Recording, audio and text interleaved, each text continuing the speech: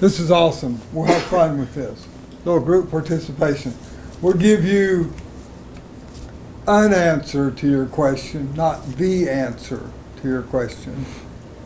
May end up being the answer, but we don't claim to have, or I don't, Morgan does, the answer. I know nothing, actually. I just try to share our experience with the question if we have it. Cool? Okay, this is fun. Okay. This is a great one. What can I do to practice patience, love, and tolerance with all these damn women? Is that your question, Chuck? Someone asked it. I'm sorry I added the damn. It didn't say that. It says, how do I practice? I felt like that's what they wanted to say. How do I practice patience, love, and tolerance with all these women? He took his glasses off. Here's my first thing to say. When I was in the Recovery Center in 1991, there were people there that I probably didn't like. In fact, I'm positive I wouldn't have hung out with any of them.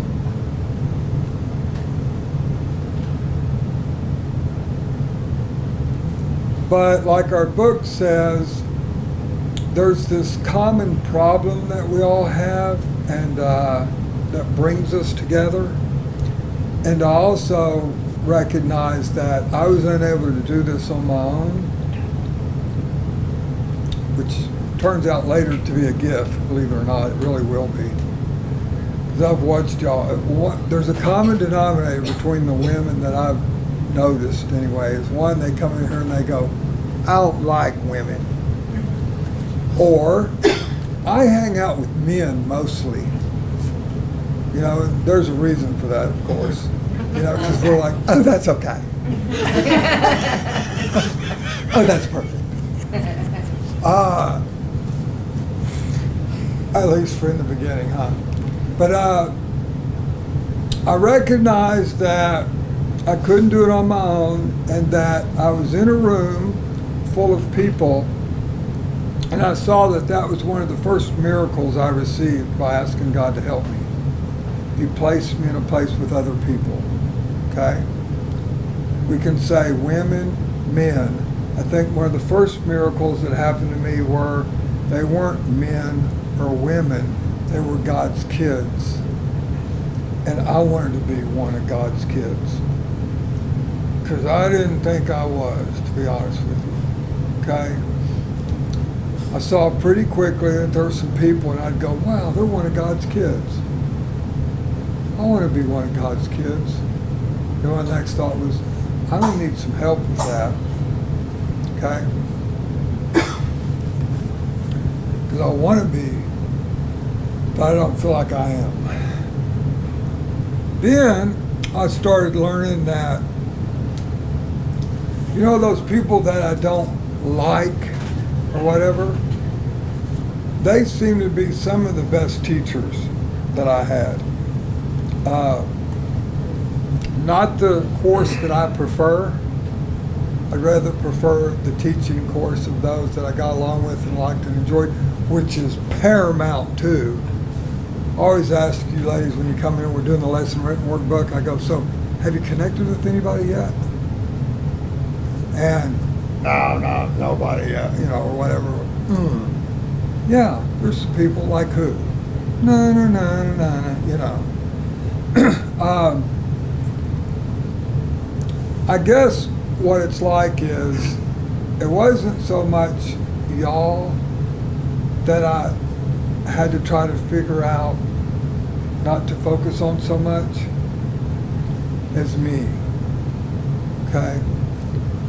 What am I doing here? What actions am I taking? Am I okay to be around?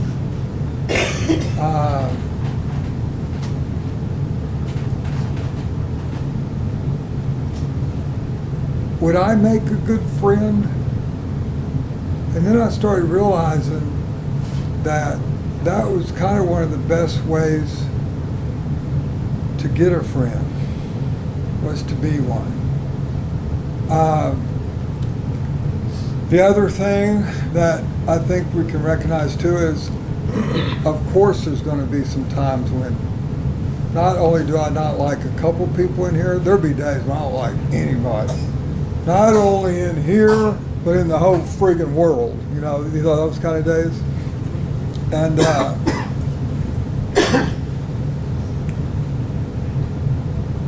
what I recognized was, if I can't make it in here, I ain't gonna make it out there. And I want to make it out there as much as I wanted to make it in here. Because I wanted something that would stick. I didn't want 30 days of sobriety. I knew that I was in a place in my life where I needed an answer that was going to work for as long as this body walked the earth. Because you taught me real soon that it was a progressive illness, even if you're not using. And I knew that because looking at my own experience, there were periods of time that I got locked up one time, got out, within 2 weeks I was as bad as ever. There were times, it always got worse, so I believed that. And you could see other people that they shared that they stayed sober a while, came back and they're beat to a pulp, so I saw that. I also recognized that in order for me to connect with God, He had it rigged here. He said, Chuck, you can't connect with me unless you connect with my kids. It's why resentment's the number one offender. If I'm shut off from you, I'm shut off from Him. So I like the love and tolerance. See, I loved a lot of people. You don't have to love everybody. You just must tolerate them. I like that one. I like that part. There's a story about a man on the bridge and his pants catch on fire. The solution, of course, is your pants are on fire, jump in the river. The problem is lots of people go, why are my pants on fire? Can we talk about the Freudian implications of my pants being on fire? Can I talk to you about who I think's fault it is? And all that shit. But the solution, of course, is pants on fire, jump in. And the solution, of course, isn't the river that you jump into. It's a bunch of people with singed pants that teach you how to swim. Then they offer you a solution, and it's a boat. And they say, come on in and get in this boat. It's a beautiful boat. Lots of people will hang on to the boat and just hang on. And our suggestion is always, just get in. And then the deal about the boat is it's a beautiful thing if you row. As long as you're rowing, it turns into this beautiful fellowship of people. The boat's beautiful, the scenery's beautiful, and the people are beautiful in it. If you don't row, you drown back into a river of liquor or whatever your deal is. The other condition is you must love everybody in the boat. Now, you don't have to like them, but you gotta love them. And the reason why you gotta love everybody in the boat is because you don't know who's gonna catch the first fish. Some of the people that you may not like at times, don't be hard on yourself. It's all right. It'll work out. But usually whatever I'm projecting about you is something I have within me that I need to look at. So, how do you do it? My short answer is, I can't, but God can show me how. So the solution, once again, is to tap the power. and let him enable me to do it. That's my short answer. Oh, I don't know. The patience is a virtue that evolves. What I was thinking about was that I've been in 6 rehabs over the years, and I understand now in a much deeper level what the implications of addiction and alcoholism really are. The doctor's opinion says that people drink because they like the effect produced by alcohol. What's the effect? It makes me feel good. It makes me feel better. I don't feel so anxious and self-doubting and whatever. So I drank because I like that feeling. And then the book goes on to say that over time, the problem drinker becomes so dependent on alcohol that he's restless, irritable, and discontent until he can take another drink. Okay? So pile a bunch of newly sober people into a small space, and what we have here is a whole bunch of restless, irritable people that aren't drinking and haven't had a drink or a drug in 24 hours, 48 hours, 6 days, 8 days, whatever. And I was wearing my nerve endings about 4 inches out on my skin everywhere I went. And if you looked at me wrong, I would vow to kill you, or I would vow to kill myself, one or the other. I was enormously sensitive to everything and anything. And of course, I had to go through these 12 steps are a process of breaking down a false sense of self, an ego. And one of the things that I had to come to grips with was how frightened I was. I was not prepared when I got here many years ago to admit that I was afraid. Now, I was extraordinarily angry all the time, so I was about that far away from boiling over all the time. And it was all self-righteous. I could justify every bit of anger I had. But it took me a long time to acknowledge that anger is the other side of fear. And so you take the alcohol away from me, you put me in a room full of strangers doing some stuff that I am by definition incompetent to do. I don't understand the book. I don't know what the point to all this is. I don't really trust anybody, and I don't have any chemicals to medicate these terribly difficult feelings. And so then you ask me to make friends in this crew. I want to kill you all. I don't want to make any friends here, or as I said, I want to go off and just die.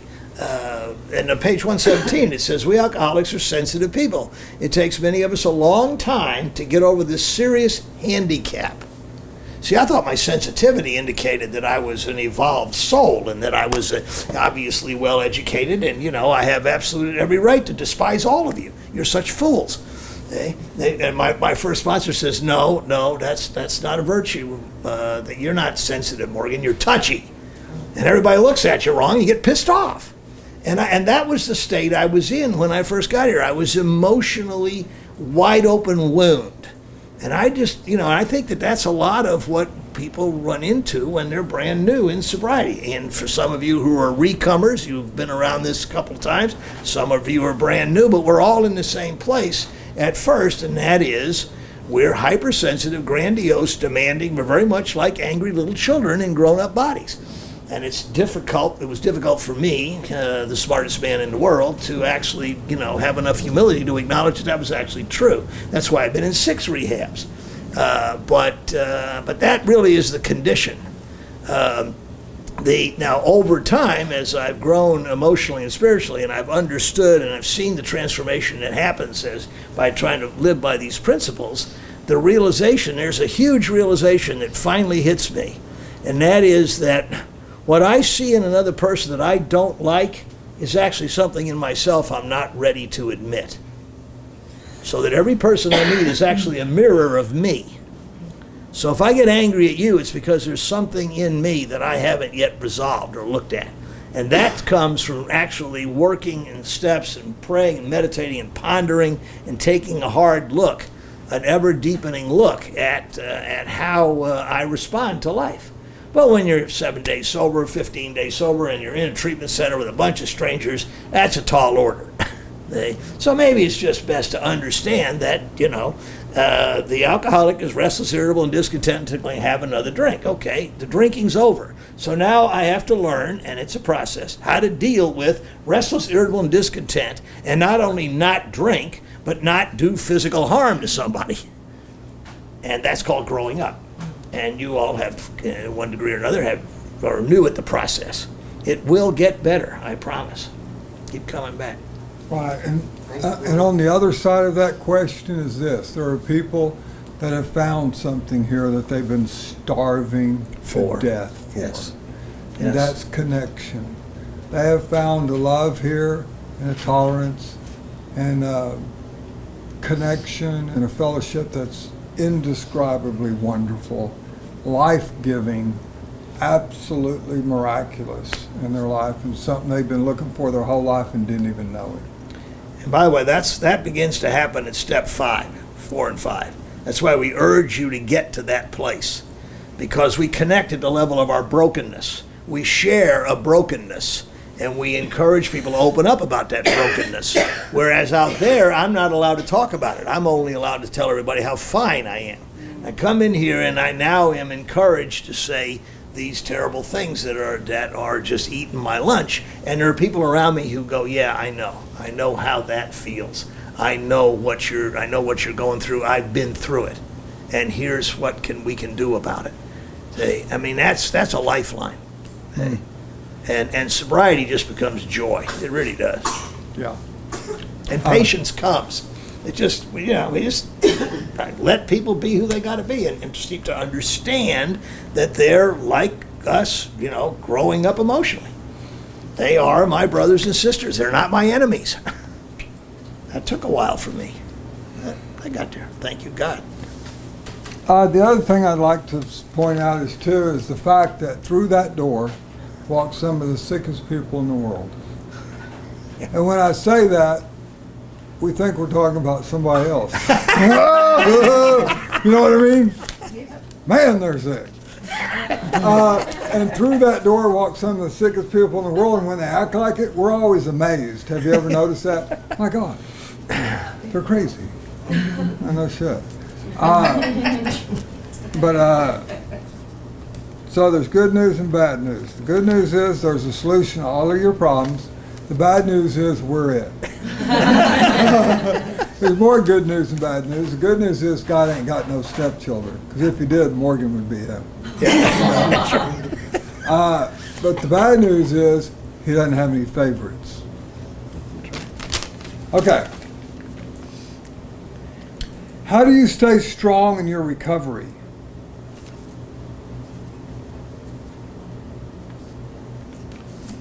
By my weakness. By acknowledging my weakness. I could babble on about that, but I think that's the first, that's it. How do I stay strong? By acknowledging my weakness. Yeah. That's my answer right there. It's in the Bible. In my weakness was my strength. Because I keep going back to God and saying, help, I'm beyond human aid, guide me, teach me. Does that make sense? No, it doesn't make any sense at all when you first hear it. I'm sorry? An example of acknowledging I need help. I don't know.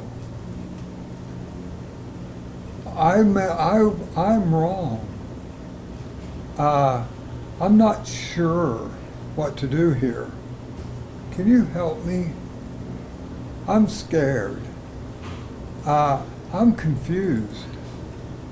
I feel sad. I feel lonely around a bunch of people. Things like that. But those are statements that I found very difficult to make at first. Because I don't, and again, I love hanging out with women, not for the obvious reason, but because there's a different perspective on life. But for men, we're not allowed to be weak, and we're not allowed to, we're supposed to know all this stuff. And I thought, man, well, nobody ever put me on the copy. They didn't copy me on the email.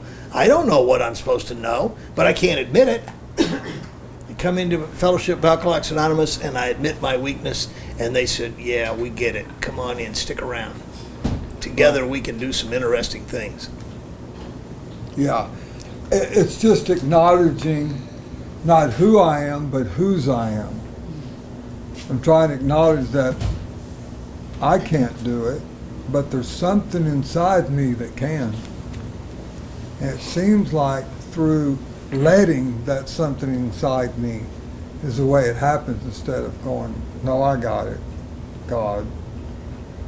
I'll handle this one. Ain't gonna happen. Okay, at least not in my life. And then you find out, I remember the first time Daryl used to say, Chuck, just get in the back seat, let God drive, he'll drive around and entertain you. And I was like, oh, well, because I was in a body that wouldn't die, with a mind that didn't work very well, I just did.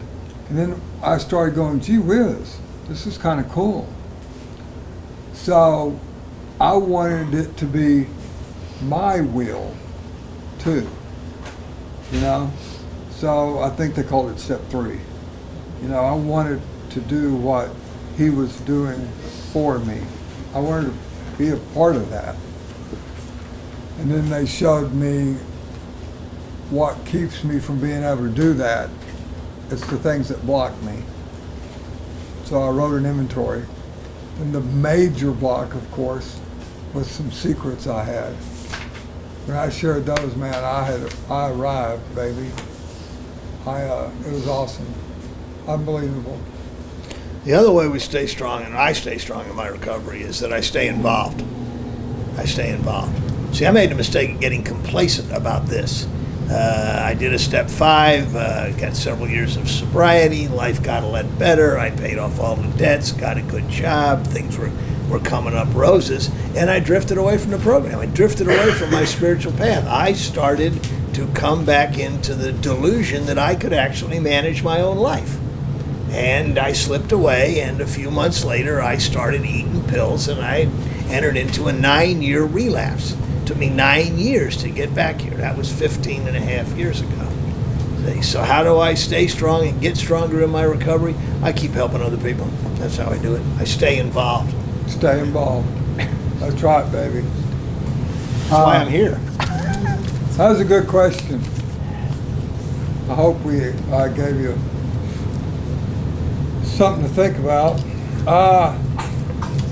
How would you handle your sobriety differently?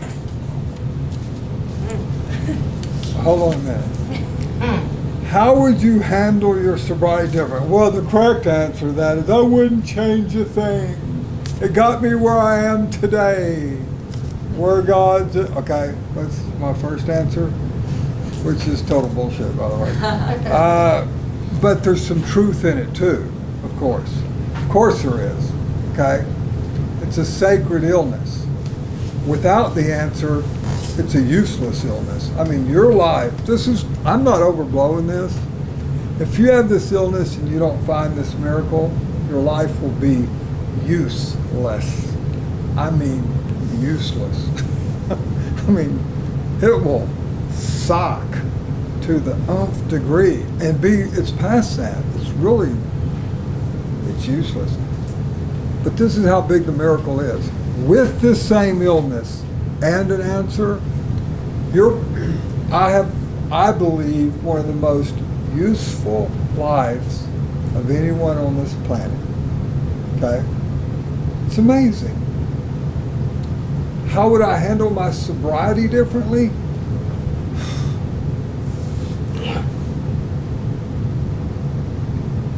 Oh, you know what? My first answer was, I thought, what it was like out there. Sometimes I say I wouldn't change anything because it got me where I was here, Well, I would like to get where I am now without hurting all the people I hurt, and going to the penitentiary and stealing money from that'd have been cool, but apparently it's part of the deal.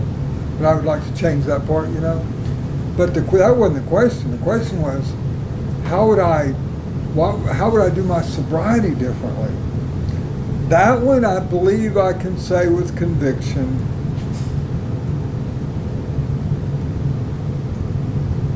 that would have been the problem, how I would have done it differently. You see, when I came to you and you said, Chuck, what would you like out of this? Let me tell you something.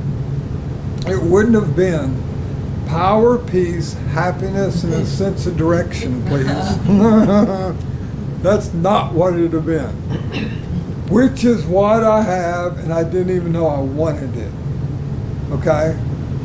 So, how would I have done it differently? I am so grateful I didn't do it differently. Because God's plan is better than Chuck's plan. 100% of the time. Next question, please. I'm done with that one. I had that place. I hit it. Where the requirement is any life round, self-work, or harvest, success, that question. I aced that question. And I now know it brought me into that state of mind way back in 91. Any idea he has for me, better than any idea I'll ever have for me. And I've been graced to live in that, on that wave ever since. Ever since. So I think that's my answer. Not sure. Interesting question. I don't know. I had this awakening, this attitudinal shift when I came back to sobriety in late 1999, and staying grateful has not come hard for me. And I think that that's a big piece of it. I see sobriety now as a gift and not a curse. And when I was sober the first time, it was I had this sense that I'm in this battle with some demon that's trying to get me, and I have to stay sober. And the analogies of, well, I'm like a kidney patient that has to have dialysis, so I got to go to the meetings regularly so I won't get sick, and all of this. It's a very negative sort of. I'm doing these spiritual. I'm trying to practice a spiritual life out of fear of what might happen if I don't continue that. Well, for me, this 9-year relapse is terrible, painful, horrible suffering that I went through, and then to come back to sobriety and come back into the program, and now I don't know, the have-tos have turned into get-tos. I don't have to stay sober, I get to stay sober. I don't have to go to the meetings, I get to go to the meetings. I don't have to read the literature and pray and meditate, I get to read the literature and pray and meditate. I don't have to help other people, I get to help other people. And then from this point, and Bill Wilson writes about it in a couple places, there's sort of a tipping point. At first it was compliance. I did the things that I was told to do out of fear that alcoholism might come back and get me. And by the way, if to whatever extent you believe that alcoholism is a power, which I no longer believe, but it came and got me because I had this relapse, right? Because I lost my connection to God. And so it took that for me to get to the place of move from compliance, which is out of fear, to surrender, which is done out of love and gratitude. And so it's not something that I've particularly considered that I'm doing, but I don't stay sober because I'm an alcoholic. That's not why I don't drink. I stay sober because this life, this spiritual life, this life of being a servant of God and a student it just gets better and better. And so, I'm finding my path, my life path means something. It's wonderful.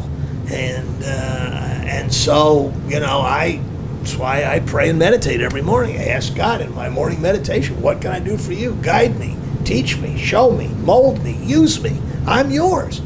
You got me. Emmett Fox wrote that humility impels God. You want to move God? Go down on your knees, put your forehead on the ground and say, I am yours. Take it all. I found that extraordinarily difficult to do for a long time. Today I do it willingly. That's called a change of heart. And what would I do differently? I'm trying to get better at this every day. I'm trying to, because my sense of it is that God is love, pure, incandescent, totally unconditional love for everybody and everything. And that my job is to remove whatever remaining blocks there are in me from being a channel for that, whatever that is. That's my job. And I can't even do that job without God's help. If you're in this building and you are putting your feet on the spiritual path for the first time, be assured that that's actually an act of God in you. God in us is drawing us to Him. It's very strange, you know. I thought I was coming here because I was backing out of hell. Well, that's true at one level, but at another level, I'm here because I'm convinced that God wants me here. And I wasn't always convinced of that, but today I am. And that every heartbeat is proof of that. Every heartbeat is proof of the existence of God and the love of God and the grace of God and the will of God. And I'm getting more and more okay with that. So, Yeah, he's got a good point. I used to say I checked myself in here, and I no longer believe that anymore. I thought of something, what I would do differently in my sobriety. I wished I would have, practice self-compassion and self-kindness sooner, right off the bat. I'm a big cheerleader of that today, and I try to, because I vigorously participated in this program. I think I was 17 years sober and hated my own guts and didn't know it. So that'd be the one thing that I would change right there. I'd practice self-compassion and self-worth, but Brene Brown hadn't written the book yet, so I'd have been screwed. But that's the book that's helped me. So.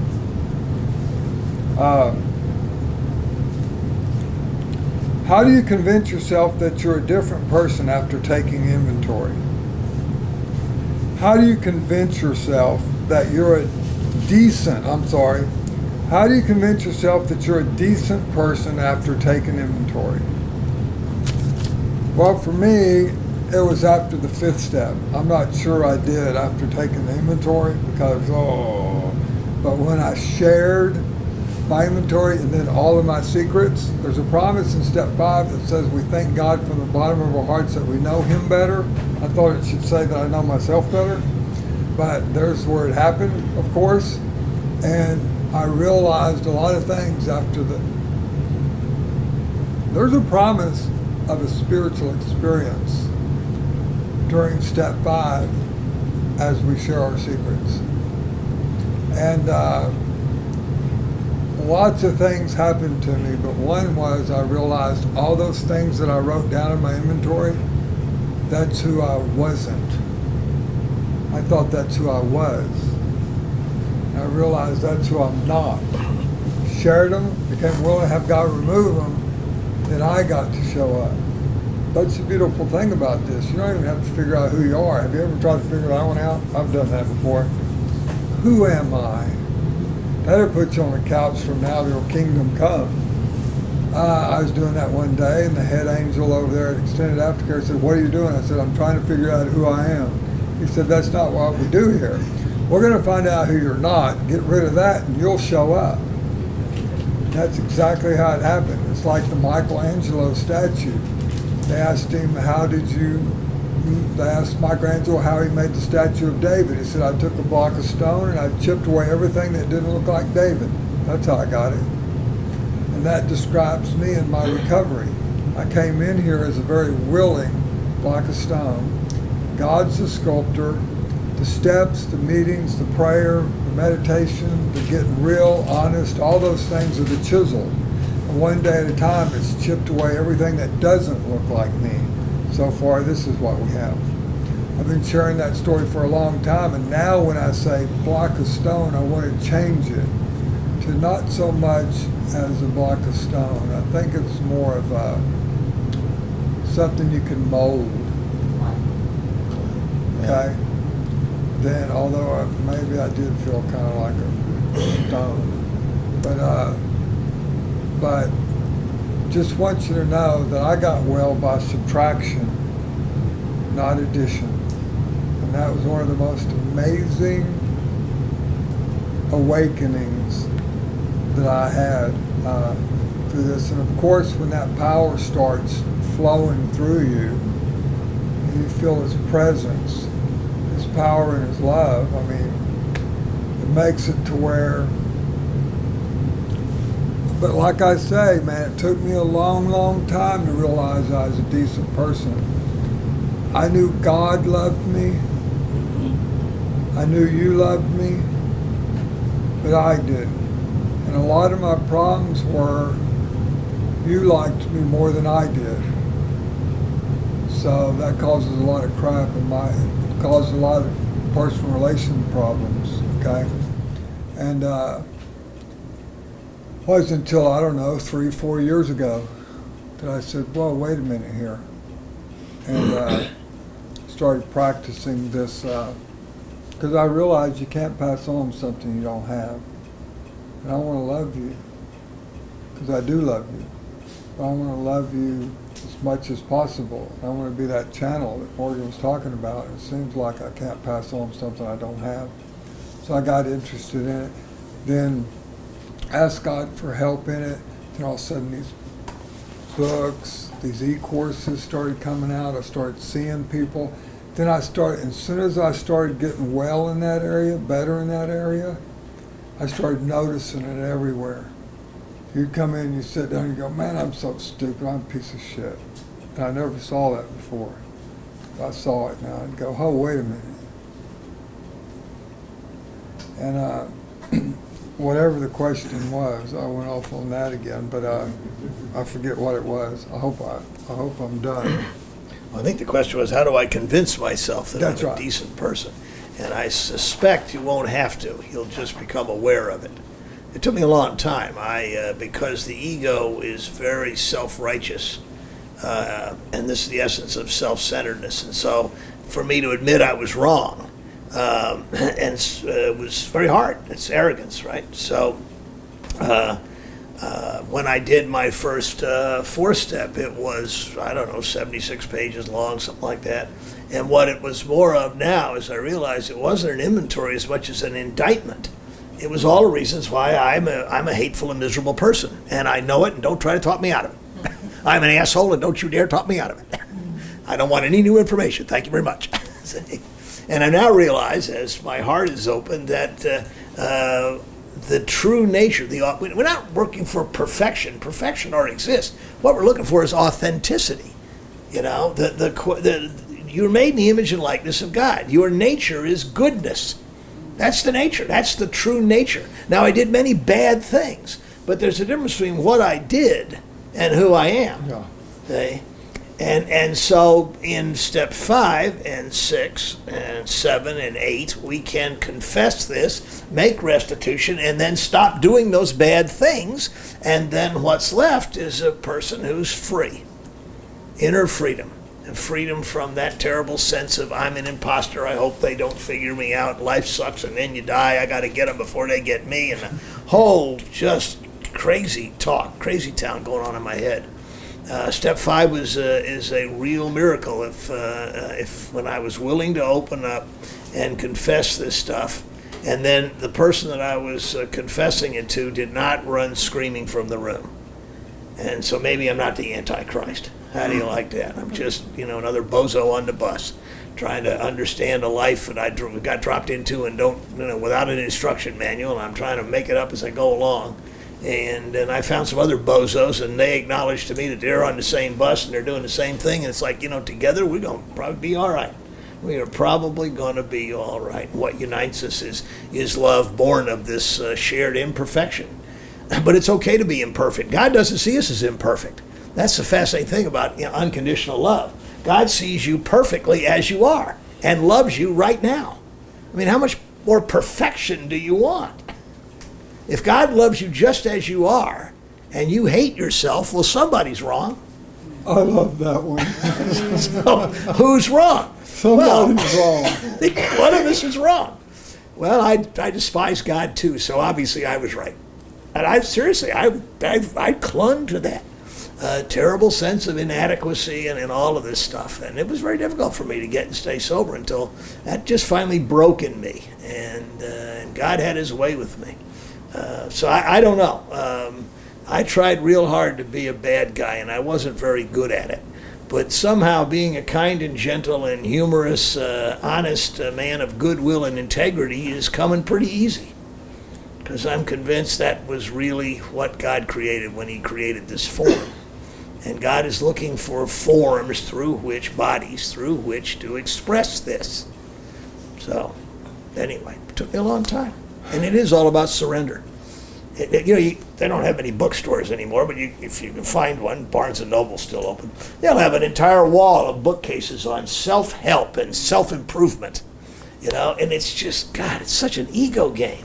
This is not about self-help and self-improvement. This program is about the destruction of self-centeredness. It's about self-reduction. It's about self-abandonment. It's about surrender. It's about letting go of all of the things that block me from being kind and loving and compassionate, which is my true nature. But hey, I'm 69 years old. It took a while. I was stubborn. There was a saying they had at the center that said, you got to stop doing the things that make you feel bad about yourself and start doing the things that make you feel good about yourself. But you can't just stop doing the things that make you feel bad about yourself without starting to do the things that make you feel good about yourself. And you can't just start doing the things that make you feel good about yourself without stop doing the things that make you feel bad about yourself. Well, so what we're saying really is that a lot of the character defects are really nothing more than unexamined habits of responding to life, habits of thought and feeling and action, that a lot of them are ingrained very deeply. And the only way out of those habits is to start to substitute some positive habits. But first and foremost, I have to be aware that the problem exists. I could not stop drinking and drugging until I was convinced I couldn't stop drinking and drugging, and it was killing me.